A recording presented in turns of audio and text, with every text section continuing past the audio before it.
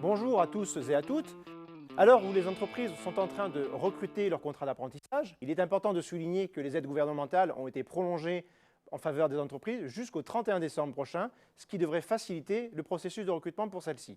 Je vous propose d'évoquer ensemble les modalités de sélection qui ont été mises en place à l'Institut des métiers sur le secteur de l'hôtellerie-restauration et plus particulièrement sur deux brevets professionnels, le BP Art de la cuisine et le BP Art du service. Pour cette raison-là, je suis accompagné par David Robin. David Robin, bonjour. Bonjour. Vous êtes chef de secteur sur l'hôtellerie et restauration à l'Institut des métiers. Mais avant de vous poser quelques questions sur les modalités de sélection qui ont été mises en place à l'Institut, je vous propose que nous regardions ensemble une vidéo dans laquelle évolue Dorian Van Bronckhorst, qui est chef à l'atelier historien, chef étoilé et évidemment ancien apprenti de l'Institut des métiers.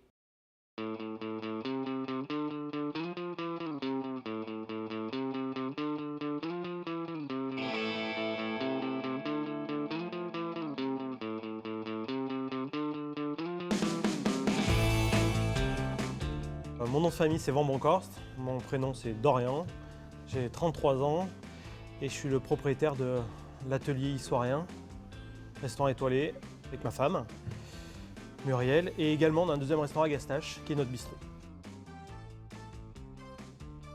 La cuisine ça vient de mes parents sont dans l'hôtellerie, donc j'ai eu la chance de pouvoir commencer très tôt avec mes parents. Parcours scolaire, j'ai fait une troisième hôtelière à Saint-Chilier-d'Apcher et à partir de là un CAP de cuisine à Saint-Chilier également sur 2 ans et après je suis parti en BEP à l'Institut des métiers. J'ai fait mon BEP en apprentissage donc chez Jean-Claude Leclerc qui est étoilé et après j'ai fait le brevet à l'Institut des métiers chez l'Orangerie. Quand je suis arrivé en BEP en apprentissage chez Jean-Claude Leclerc, je pense que j'ai dû choisir un peu trop haut au début.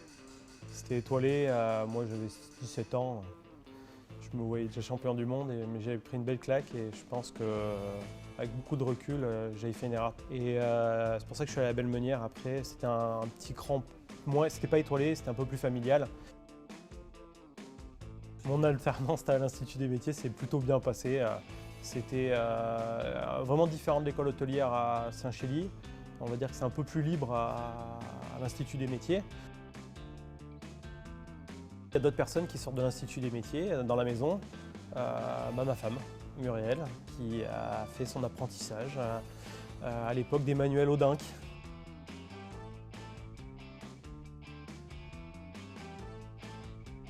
J'ai eu une dizaine d'apprentis, ça n'a pas été facile pour tout le monde.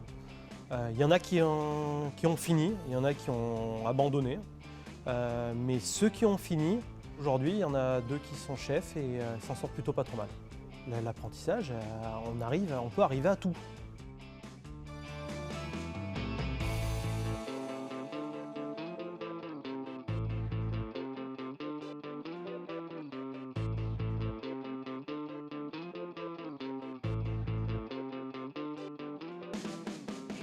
Alors un jeune, on va lui dire actuellement pour entrer dans l'apprentissage qu'il y a des contraintes, qu'il faut avoir de l'envie et qu'il faut croire en ce métier.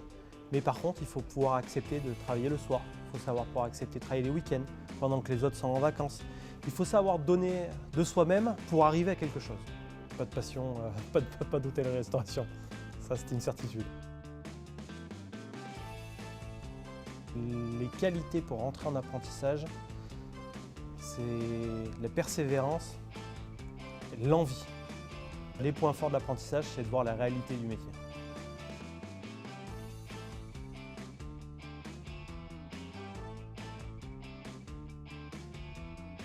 L'Institut des métiers, c'est la voie parfaite pour arriver à un très beau métier. Donc c'est pour ça que l'apprentissage, ça permet de donner vraiment une touche finale sur le métier.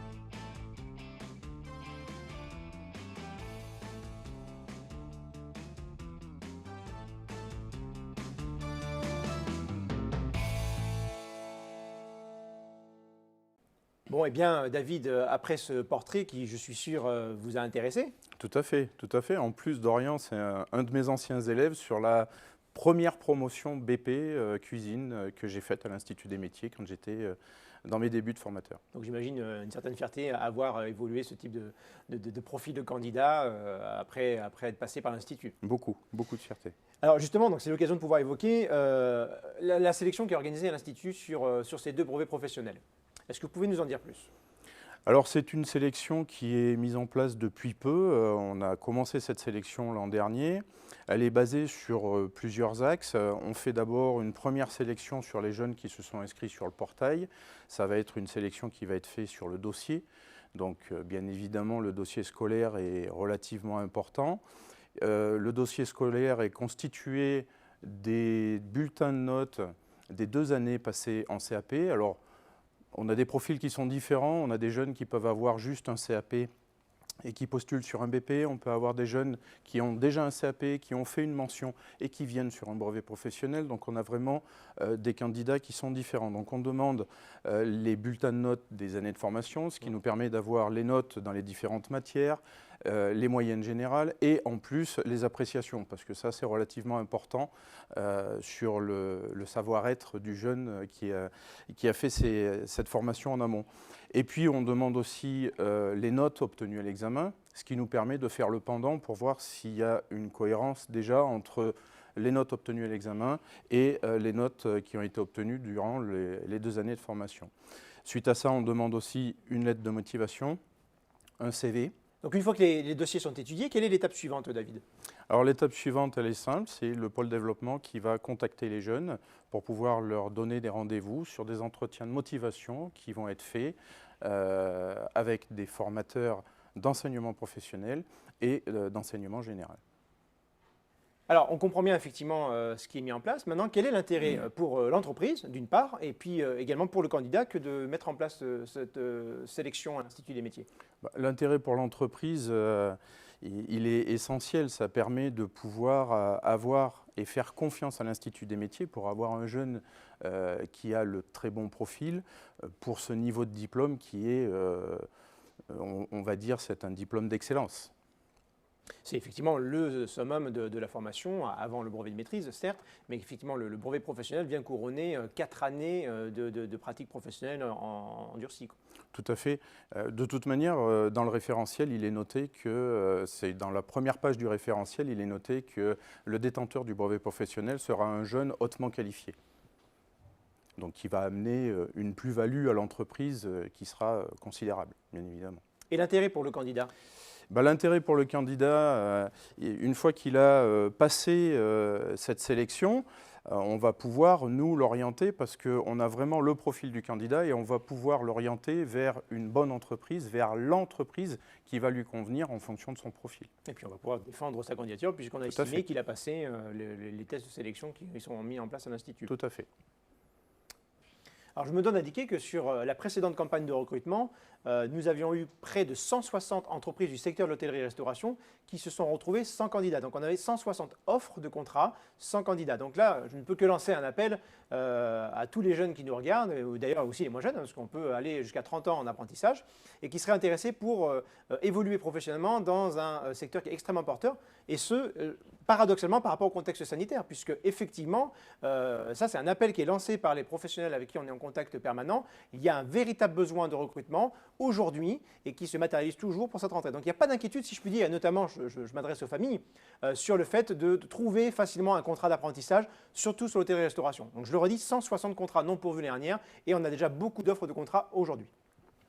Alors sur le secteur, du coup, toutes les entreprises ne peuvent pas pour autant, David, accueillir des brevets professionnels. Quel est le profil type finalement d'une entreprise qui pourrait accueillir nos apprentis en BP ?